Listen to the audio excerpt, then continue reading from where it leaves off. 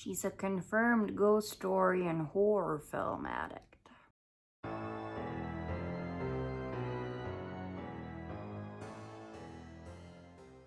Hello and welcome to Pink Paradox Reads. I'm Lisa, aka Pink Paradox. I read books, I watch horror movies, and I unbox stuff that has to do with books and horror movies.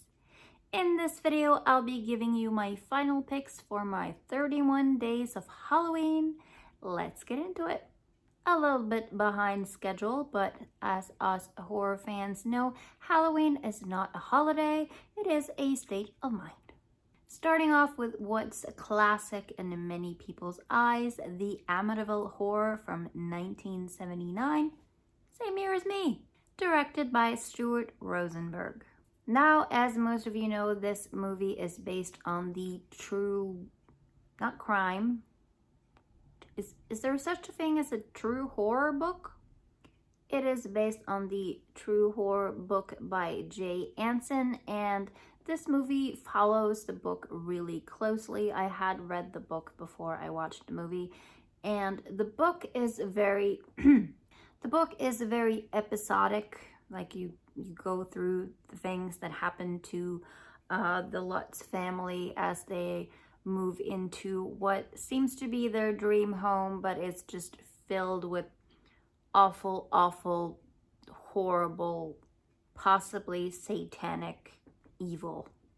This is one of those movies that I've been meaning to watch for a very long time. I did watch the remake a few years back, the remake with Ryan Reynolds, but I just could not take that seriously at all because I kept seeing Berg from the Halloween episode of Two Guys, a Girl, and a Pizza Place. I liked the Amityville Horror from 1979 a lot more. This is a seminal horror movie in that basically any sort of haunted house movie that we've seen afterwards have been kind of modeled on it. I thought the performances were really good, and I will watch Margot Kidder in anything because she was a queen. I ended up giving the Amityville Horror 3 stars. Now, another classic haunted house movie from 1976 and directed by Dan Curtis.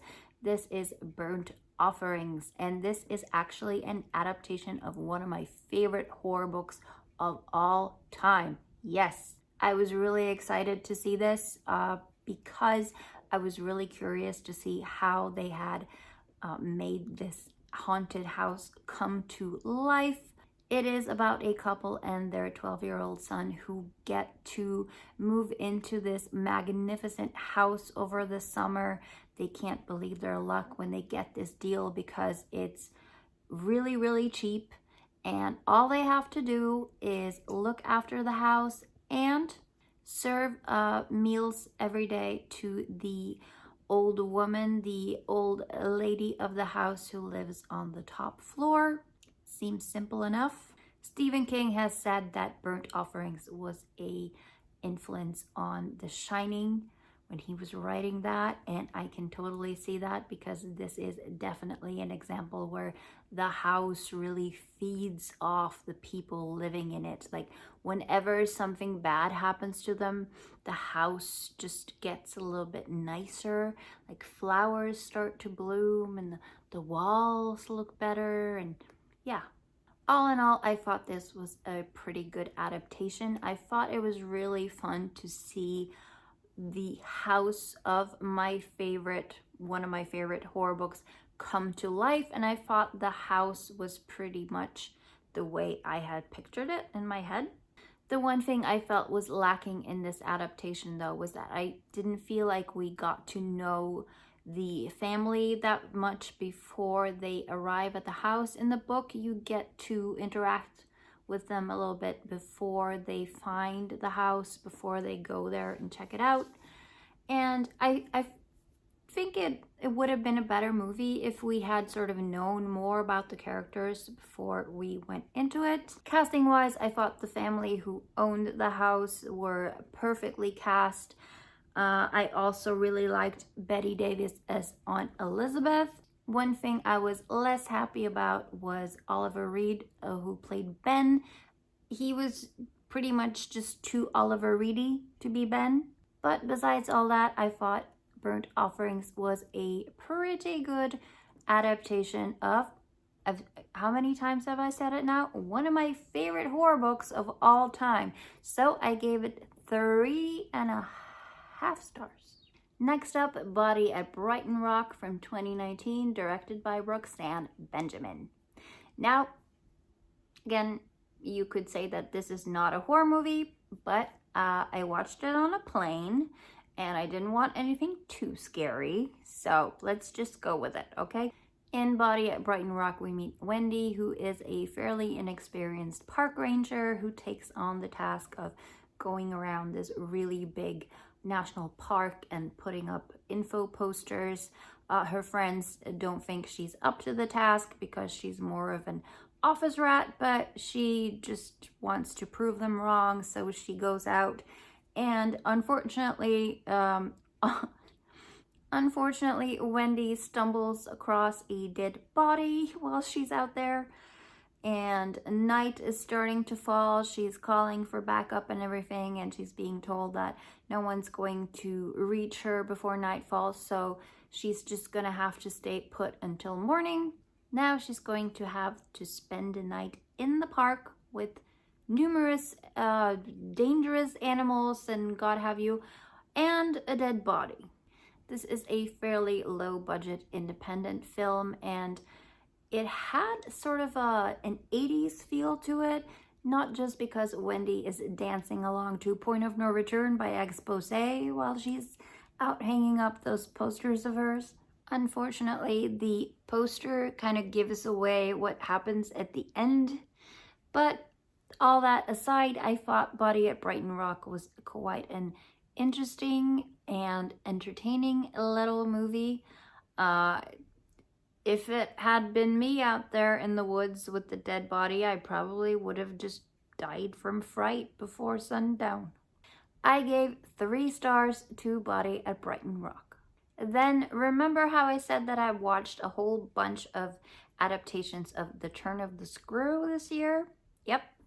I watched The Innocents from 1961, directed by Jack Clayton.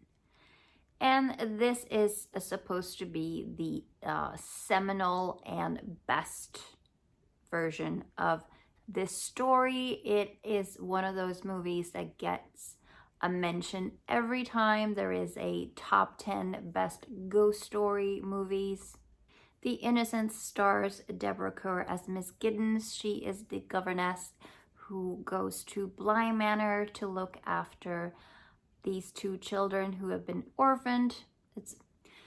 She's going in there to take care of just the one child at first, but then her brother gets expelled from school.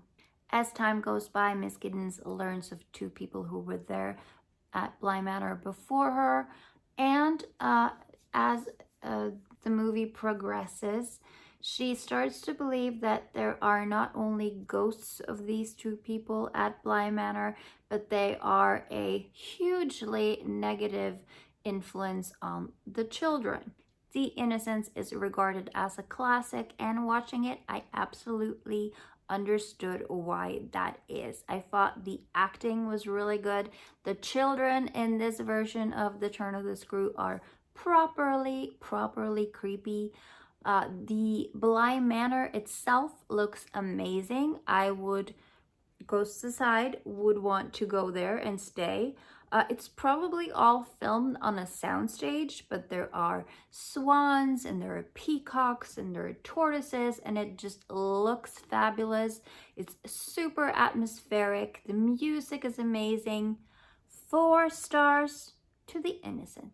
Then I watched A Dark Song from 2016, directed by Liam Gavin. Now, this movie was a tough watch. It is about a young woman who has lost her child, and she is determined to perform this really intensive magic ritual to get in touch with him. And she hires this guy, this occultist, to help her with it. So she rents this remote house in northern Wales, and she recruits this guy to come with her, and they're going to spend a really long time going through this absolutely grueling ritual for her to get what she wants. The thing is, she has maybe not been completely honest with this guy, the occultist, about what she's actually trying to achieve with this ritual. Now, like I said, A Dark Song was a really tough watch. It deals with things like the death of a child and grief. And in that sense, it really reminded me of one of my favorite horror books, which is Remains by Andrew Cull. If you have seen A Dark Song and you enjoyed it, I don't know how much you can actually enjoy a movie like this, but if you have seen it and you liked it, I highly recommend you read Remains by Andrew Cull. The artwork for A Dark Song has the right atmosphere. It's just one little thing that I keep getting hung up on as a Scandinavian. It's the slash through the O. I know it looks nice. I know it looks cool, but when I look at that, my brain goes, A Dark Song? What? Jokes aside, I gave A Dark Song 3 stars. After A Dark Song, I really needed something a little bit more silly and fun to pick me up. So I watched Elvira, Mistress of the Dark from 1988, directed by James Signorelli. Now, if you're a horror fan, you probably know Cassandra Peterson's alter ego, Elvira. She's a horror host, and she was really big in the 80s. She's still big now. She just released a new autobiography, actually, which I've ordered, and I'm looking forward to reading it. In Elvira, Mistress of the Dark, we get a backstory on Elvira. She is a horror host in this movie also, but she's not a very successful one.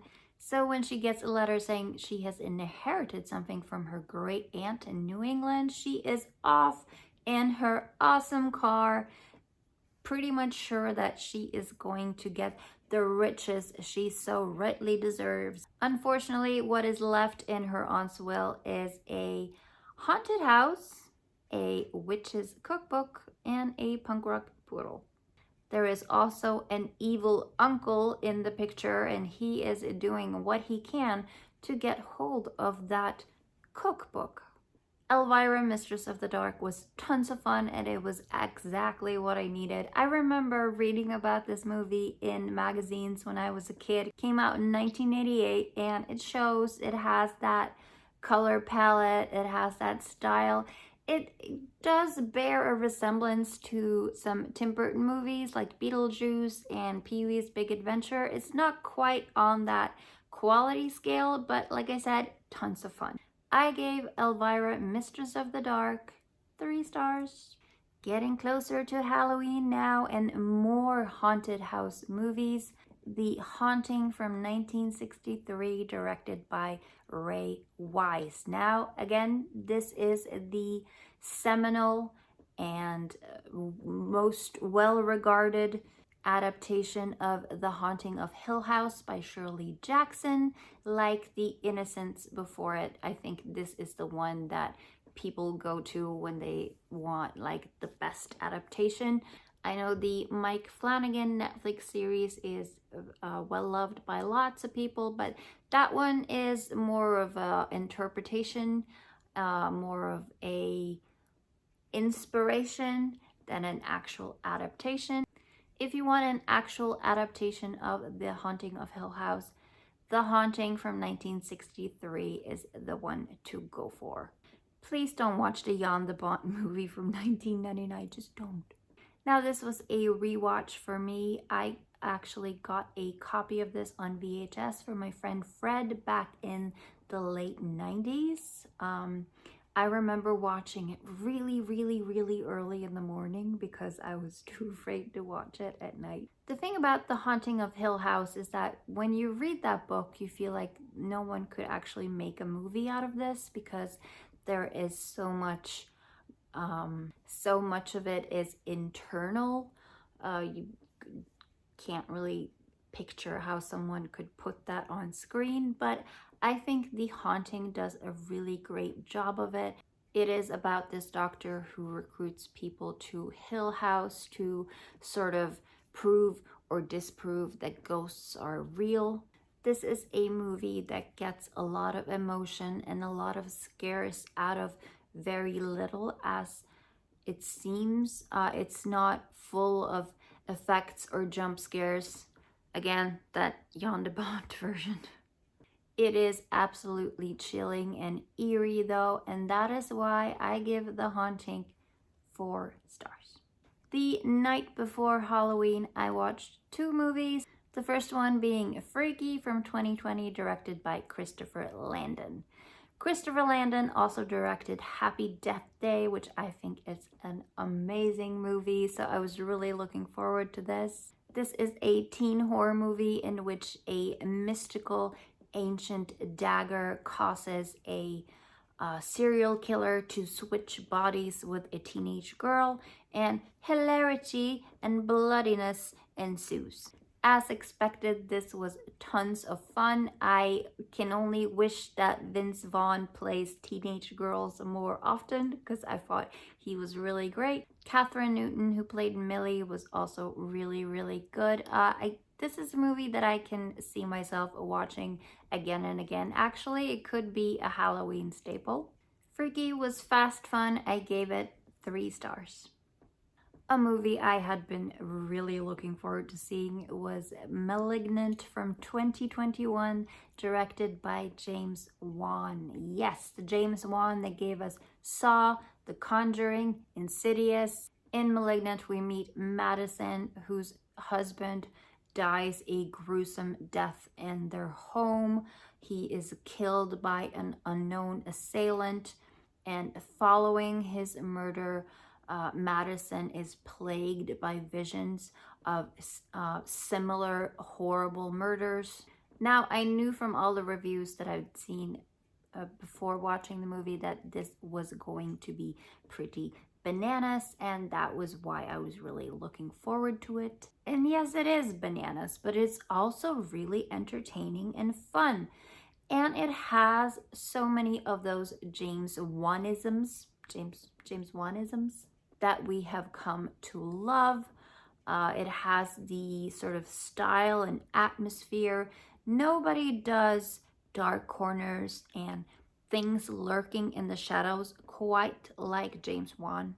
The thing I struggle with Malignant personally was that it was trying to do so many things at once. I think it would have been more of a concise movie if it had sort of concentrated on going one way instead of taking influences from a bunch of other things. But my gosh, was it entertaining. If you have made it this far without anyone spoiling Malignant for you, I'm not going to be the one to do it. Unfortunately, I managed to tread into spoiler territory before watching it, and I think I absolutely would have enjoyed it more had I not known what I already knew before going into it. I thought Malignant was great. I'm actually looking forward to watching it again, and I gave it 3.5 stars. On Halloween proper, I also watched 2 horror movies. The first one being the little less talked about Wes Craven movie, The People Under the Stairs from 1991. Actually, let me say that in the voice that I remember from the ads back then. The People Under the Stairs. In The People Under the Stairs, we meet Fool, who is about to be evicted with his family from their apartment, along with a friend of his sister. He goes to break into the house of his landlord because there is said to be a treasure in the house, and he thinks that that is exactly what they need to buy themselves out of this pickle. Unfortunately, the landlord and his sister and the menagerie of the titular People Under the Stairs are quite a lot to handle. Now, this movie is weird, and I say that just having watched Malignant. It gets bonus points from me for having Everett McGill and Wendy Roby from Twin Peaks in the villain roles. It is hilarious at times, sometimes unintentionally. It is maybe a little bit too wacky for its own good. Like at times I was wondering, like, what is this trying to be? Is it supposed to be like a wacky horror comedy for a younger audience, or is it something really disturbing for an older audience? Because it was both. Nevertheless, I really appreciated what it was trying to do, whatever that was, and I did enjoy it a lot, so I gave The People Under the Stairs 3 stars. Finally, I watched The Monster Squad. Finally! From 1987, directed by Fred Decker, and this was all thanks to my awesome friend Trez over at the HorrorableShow YouTube channel. I will link his channel in the video description. He sent me this because this is one of those movies that I have heard of for so long, but it's never been available to find over here, like not on streaming, not on rental. I couldn't even find a DVD copy anywhere. This is about a bunch of boys led by Sean, who wears the legendary Stephen King Rules red t-shirt. Was that t-shirt actually a thing before Monster Squad, or was it sort of made for this movie? Let me know in the comments if you know. The boys have a monster club and they have lots of knowledge of monster movies and horror movies, and that comes in handy when they have to battle this sort of cut price version of the Universal monsters. Dracula, the Wolfman, the creature from the Black Lagoon, except I think he's called the Gill Man in this one, and Frankenstein's monster. I had such a great time with Monster Squad. It was exactly what I hoped it would be. I don't think this was a huge budget movie, and like I said, it's not one that's readily available over here or even talked about very much. But I was really impressed with the effects and the makeup. I thought the monsters all looked awesome, especially the mummy. He actually looked scarier than the mummy in the Universal movies. Monster Squad will definitely become a staple for Halloween for me. I loved it. I loved it. 4 stars to the Monster Squad.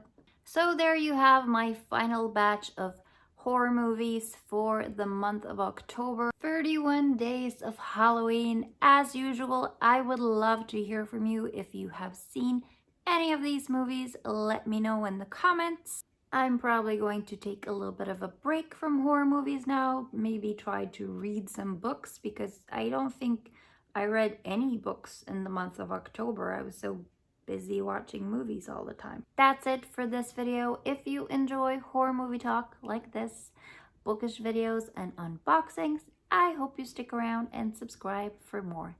Thank you so much for watching, and I hope to see you again next time.